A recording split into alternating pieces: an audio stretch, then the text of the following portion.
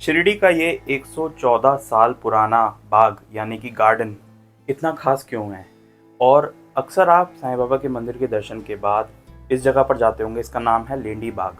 लेकिन ये लेंडी बाग, ये जो गार्डन है, ये इतना खास क्यों है? क्या आपने कभी सोचा है? बहुत सारी कहानियाँ जुड़ी हुई हैं। या ये मैं कहूँ कि अगर मैं 114 साल इसकी जो लाइफ लाइन है वो बता रहा हूँ तो वो गलत होगा, क्योंकि ये उससे भी पुराना हो सकता है।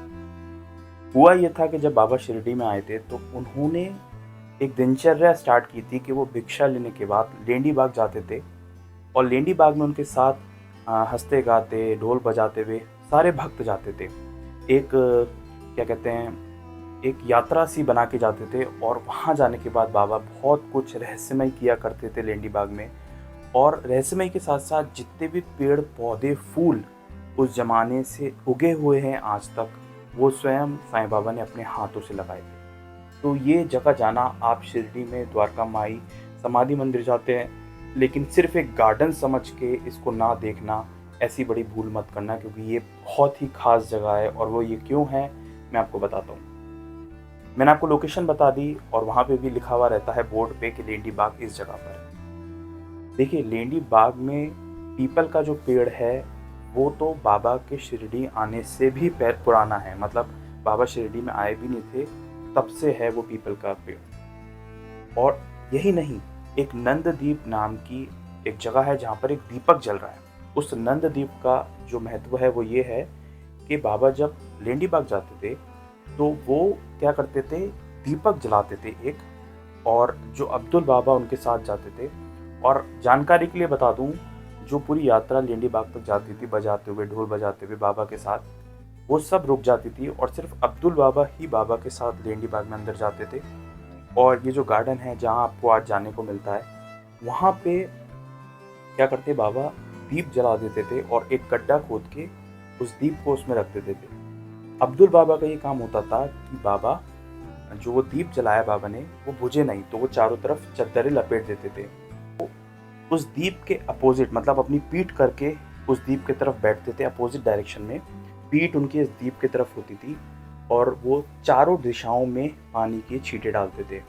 कुछ ऑथर्स ने इसको ट्रांसलेट करके ऐसे समझाया है कि बाबा वरुण देव यानी कि बारिश को बुलाते थे, क्योंकि शिरडी जैसे गांव में बारिश होना बहुत ज़रूरी थी, क्योंकि अगर बारिश नहीं होती तो लोगों की फसलें ख़राब हो जाती। और अकॉर्डिंग टू मी, महाराष्ट्र में वैसे बारिश का बहुत कम देखने को मिलता है, बारिश बहुत कम होती है, तो बाबा ऐसा किया करते थे। तो ये कुछ ऑथर्स ने ऐसा ट्रांसलेट किया है कि ये जो प्रक्रिया है बाबा वो इसलिए करते थे ताकि वो वरुण देव यानी कि बारिश को बुला सके। ये एक रहस्यमय बात हुई। इससे बड़ी रहस्यमय बात यह है कि जो नंददीप है, मतलब उस टाइम तो बाबा ने कुछ नाम नहीं दिया था, लेकिन बाबा उस दीपक को, इस लैंप को जला के रखते थे गड्ढे के अंदर और अब्दुल बाबा उसे प्रोटेक्ट करते थे। खास बात यह है कि ये नंददीप नाम का जब संस्थान का फॉर्मेशन हुआ शिरडी ट्रस्ट के द्वारा, उसमें आज एक मंदिर बना हुआ है और उसमें दीपक जलता है। और ओरिजिनली ये दीपक जब से जलता आ रहा है, जब से सबसे पहली बार साईं बाबा ने इसे जलाया था, और उसे प्रोटेक्ट अब्दुल बाबा करते थे। और अब संस्थान ने एक ऐसा छोटा सा टेम्पल बना दिया जिसके अंदर आपको दीप देखने को मिलेगा।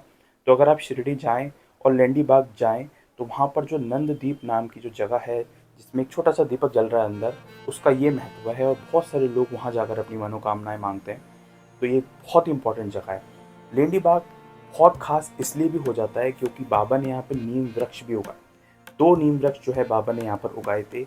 और जैसे कि मैंने आपको बताया, जो पीपल का पेड़ है वो तो काफ़ी टाइम बाबा के आने से भी पुराना है। और नीम, जो 2 नीम के पेड़ उगाए थे वो बाद में किसी न किसी वजह से उनमें कुछ प्रॉब्लम आ गई, जिस वजह से संस्थान को वो नीम के पेड़ हटाने पड़े। लेकिन जो ये पूरा गार्डन है, इसमें बाबा ने अपने हाथों से पेड़ पौधे लगाए। आम का पेड़ लगाया, आम के पेड़ के साथ साथ नीम का पेड़ लगाया, अलग अलग तरह के फूल देने वाले पौधे लगाए। तो बाबा को गार्डनिंग का भी बहुत शौक था और बाबा के हाथों से सींचा हुआ बाग है ये। तो वो इस बाग में जाना मत भूलिएगा, इस गार्डन में जाना मत भूलिएगा। और एक खास बात और इससे जुड़ी हुई है कि मोरेश्वर प्रधान जो थे, जो बाबा के भक्त थे, जिनके बारे में मैंने पहले भी डिस्कस किया है इस चैनल पर, उनको बाबा एक बार लेके गए। और ये बहुत प्यारी स्टोरी है लेंडी बाग में। और उनके हाथ में भुट्टे के बीज दिए और उन कॉर्न्स के बीज को देने के बाद बाबा ने कहा कि इन्हें दफला दो और उनको दफनाने के बाद चारों तरफ पानी डलवा दिया। तो ये बाबा ने उनके थ्रू गार्डन कराई और हुआ ये कि मोरेश्वर प्रधान को इस बात का इतना ज़्यादा एहसास हुआ, इतना फ़ील हुआ कि बाबा ने मेरे से यहाँ पे कुछ काम करवाया है, मतलब इस जगह का एक बहुत ही बड़ा महत्व है। इसलिए मोरेश्वर प्रधान जो बाबा के भक्त थे, उन्होंने लेंडी बाग खरीद लिया और ये ट्रस्ट को दे दिया। बाबा के लिए उन्होंने ये पूरा जो बाग है लेंडी बाग, इसे खरीद लिया था। तो ये बहुत ही कमाल की जगह जानने को मिलती है। लेंडी बाग से जुड़ी हुई एक घटना हमें और जानने को मिलती है, और वो ये है कि जैसे कि अब्दुल बाबा अंदर आते थे और सिर्फ अब्दुल बाबा को ही ये ऑथराइजेशन प्राप्त था बाबा के द्वारा कि वो ही बाबा के साथ अंदर आएंगे। वो बाल्टी भर भर के बाबा को देते थे और बाबा हर दिशाओं में पानी छिड़कते थे, जैसे कि वो कोई तपस्या कर रहे हों या अपनी कोई प्रक्रिया कर रहे हों। इसको एग्जैक्टली डिकोड कोई नहीं कर सकता, क्योंकि बाबा क्या कर रहे थे उस वक्त ये सब बाबा जानते हैं। लेकिन जो अब्दुल बाबा ने बताया, जैसा कि वो बाबा ऐसा किया करते थे, हर डायरेक्शन में पानी को छिड़कना और एक अपनी प्रक्रिया किया करते थे। लेंडी बाग की खासियत ये भी है कि इसमें आपको एक कुआं देखने को मिलेगा अंदर।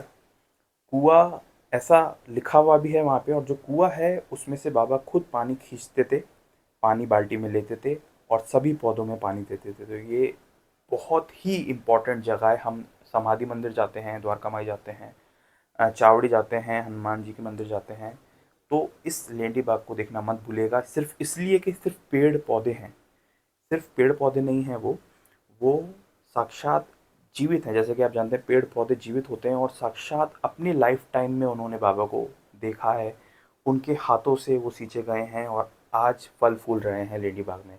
तो इसलिए लेंडी बाग की इम्पोर्टेंस किसी भी तीर्थ स्थान में, शिरडी के तीर्थ स्थान में एक इम्पॉर्टेंट रोल प्ले करती है, और किसी भी तीर्थ स्थान के बराबर ही है, शिरडी के तीर्थ स्थान के बराबर ही है लेंडी बाग में जाना। तो मंदिर के दर्शन के बाद लेंडी बाग ज़रूर जाइएगा। उम्मीद है आपको लेंडी बाग से जुड़ी ये इम्पॉर्टेंट जानकारियाँ, ये खासियत जो है उस बाग की, उस गार्डन की, ये जानकर आपको बहुत ही अच्छा लगा होगा। इसी तरह आप साईं बाबा से जुड़ी हुई रियल हिस्ट्री जानना चाहते हैं, अलग अलग कहानी जानना चाहते हैं मेरे थ्रू, तो ये चैनल साईं बाबा को ही समर्पित है। आप अभी सब्सक्राइब कर सकते हैं और साईं भक्तों के साथ शेयर कर सकते हैं। मिलेंगे नेक्स्ट वीडियो में। और भी ढेर सारी वीडियोज़ इस चैनल पर अवेलेबल है, जहाँ कर आप देख सकते हैं, पढ़ सकते हैं, सुन सकते हैं। जय साईं राम।